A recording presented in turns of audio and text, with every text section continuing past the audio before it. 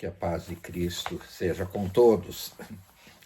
Nesse último mês de agosto de 2025, eu fui convidado para ministrar sobre perdão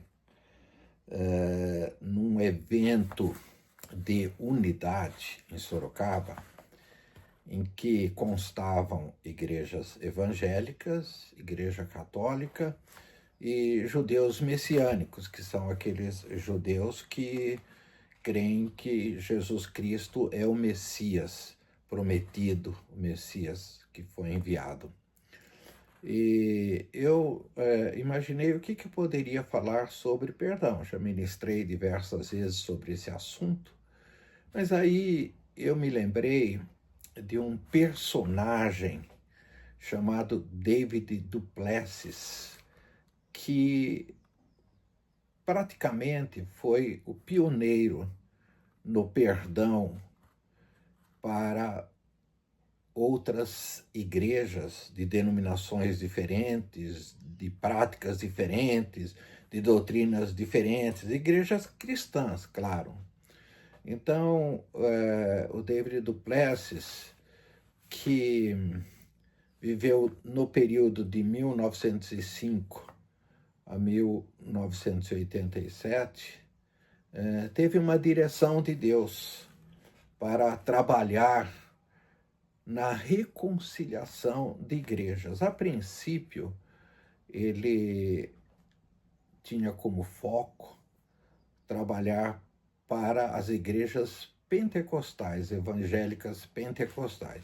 Ele foi até conhecido como Mr. Pentecostes, Senhor Pentecostes, dado a unção que ele tinha, o prazer dele estar servindo a Deus na unidade dessas igrejas pentecostais.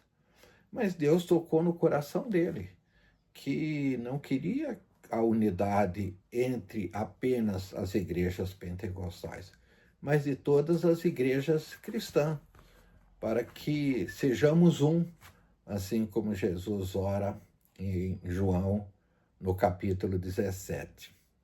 O David, a princípio, ele relutou.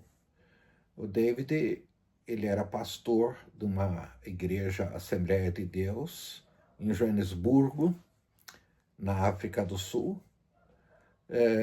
Mas assim, na metade do século, por volta de 1947, 48, ele se sentiu assim como que pressionado pelo Senhor para estar trabalhando com outras igrejas cristãs que não fossem pentecostal. E ele então resiste a princípio, mas ele acaba cedendo e começa então a visitar eventos de unidades, de igrejas que era por ele chamada de igrejas mortas, porque não tinha esse fogo do Espírito Santo que ele dizia ter. E como foi assim muito forte o chamado dele, ele acabou indo para alguns eventos de igrejas que se reuniam e necessariamente não eram pentecostal. E ele observou que ele era muito bem recebido por essas igrejas. E ele tinha já, há algum tempo atrás, liberado perdão e pedido perdão, porque ele tinha um julgamento muito duro, né? Como se a igreja correta fosse a dele ou a doutrina correta fosse a dele. E ele viu nessas visitas que ele começou a fazer, nesses contatos que ele passou a ter, que esses irmãos eram muito amorosos. Então, existe aqui num livro dele, ou numa pregação dele sobre perdão, em que ele declara o seguinte, depois dele ler 1 Coríntios 1,13, ele diz: o amor é tão importante que está além da nossa compreensão como homens naturais. É mais importante que falar em línguas, que era uma prática que ele tinha. É mais importante que falar diretamente com Deus. É mais importante que profetizar, que receber uma palavra de conhecimento ou uma palavra de sabedoria diretamente de Deus. É mais importante que curar enfermos, que mover montanhas. Ele fazia perguntas, mas será que isso é mesmo possível? Será que isso é real mesmo, né? Mas ele continua, é mais importante que vender tudo que se tem para alimentar os pobres. É mais importante que dar a sua vida para a causa da justiça social. É mais importante que sua vida devocional, que seu ministério de pregar. Veja que ele fala sobre o amor, inspirado em 1 Coríntios 13. Tudo isso perde sentido sem o amor. Então ele entendeu que todas as congregações cristãs, vamos assim dizer, todas as tradições cristãs têm sua relevância. Cada uma tem, eu diria assim, mesmo que numa base bíblica, né, todas convergem para Jesus, as igrejas cristãs, mas elas têm históricos, culturas, tradições diferentes. E o que pode estar unindo é esse amor que é derramado por Deus, como está escrito em Romanos 5,5, pelo Espírito Santo. É o amor ágape, o amor de dar a vida. E ele começou a experimentar isso.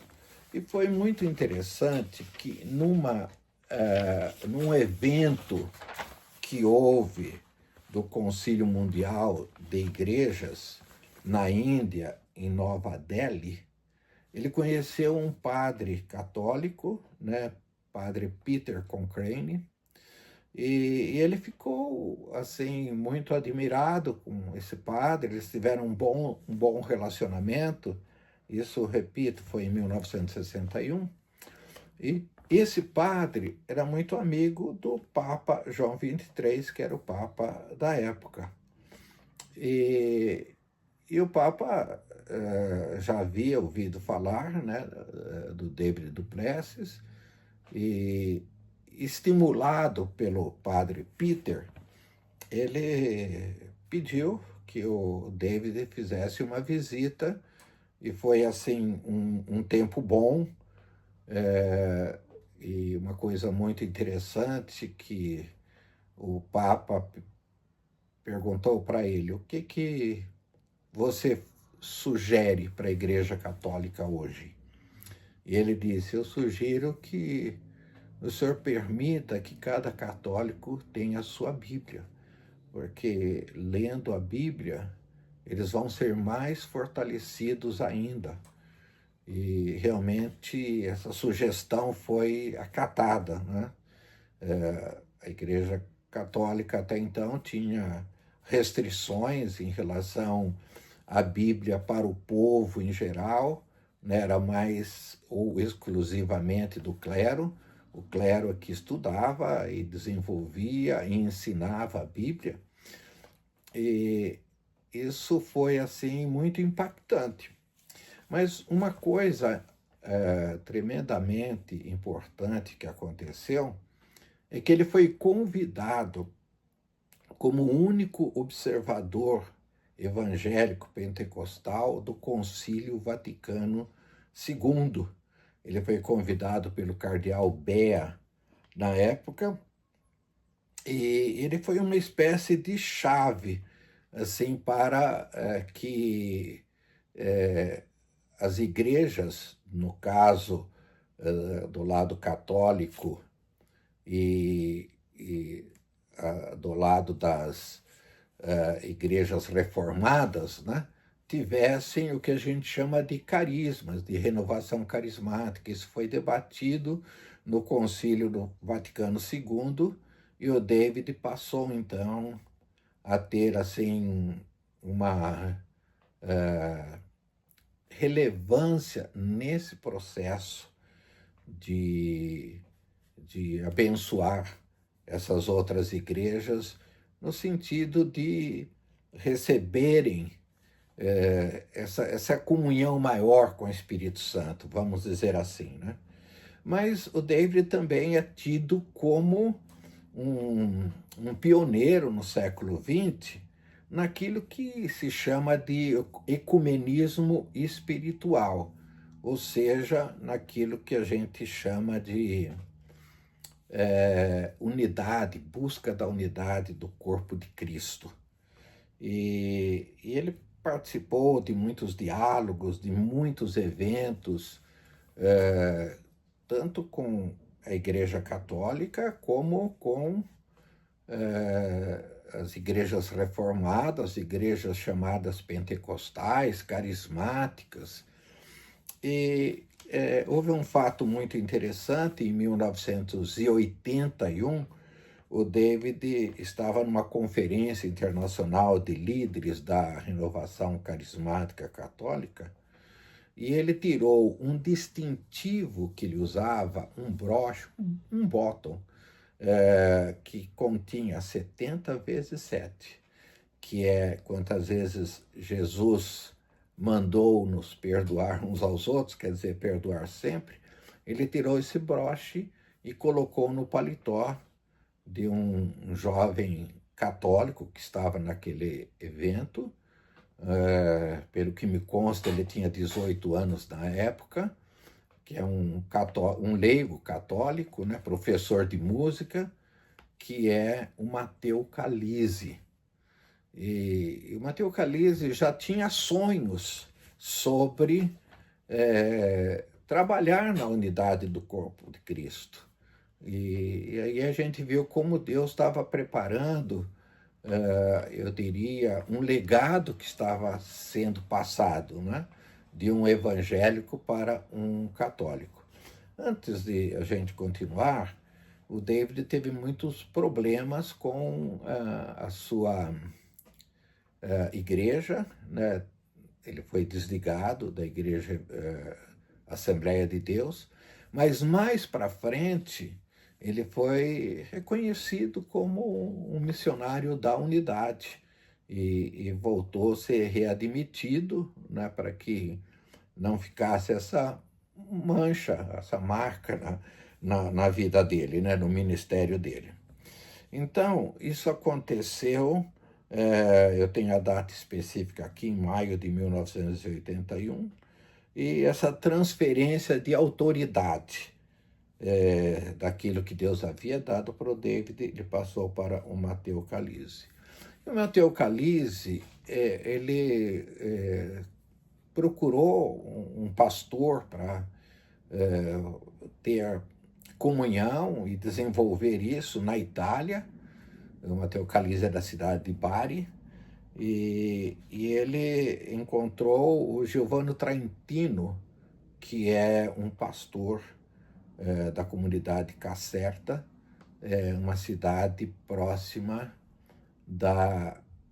de Nápoles, uma cidade que é relativamente pequena, né, Caserta, mas que existe essa marca do Giovanni Trentino de trabalhar para a unidade do corpo de Cristo. E essa amizade foi se desenvolvendo.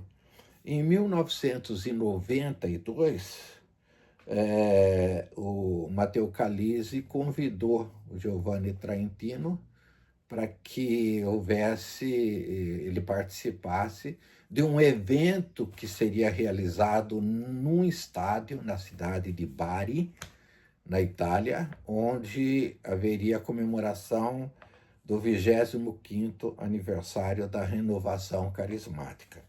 E, para surpresa do próprio Matteo Calise, num certo momento, o Giovanni Trentino toma a iniciativa de lavar os pés de um padre esse padre Antônio Belpiede.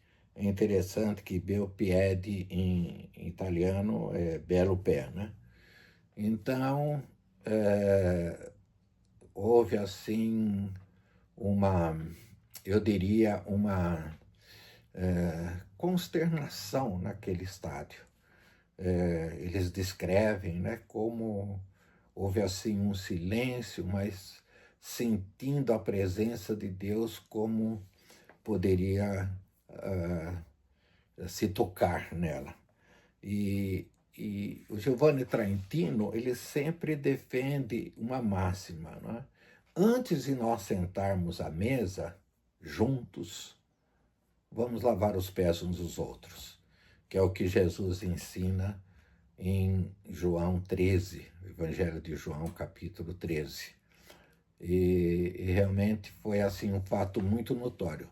Em 1995, houve uma outra conferência da Renovação Carismática, agora numa cidade italiana chamada Rimini, e aí ocorre o inverso. Um cardeal africano e alguns padres lavam os pés do Giovanni Trentino. E nesse evento havia em torno de 60 mil pessoas. Isso é bastante relevante. E o que eu quero, assim, concluir logo em seguida é a relevância de um perdão que foi proporcionado por esse irmão, David Duplessis, como isso vai repercutir. E o Giovanni Trentino, ele tem amigos aqui na América do Sul, e um deles, o Jorge Mitian,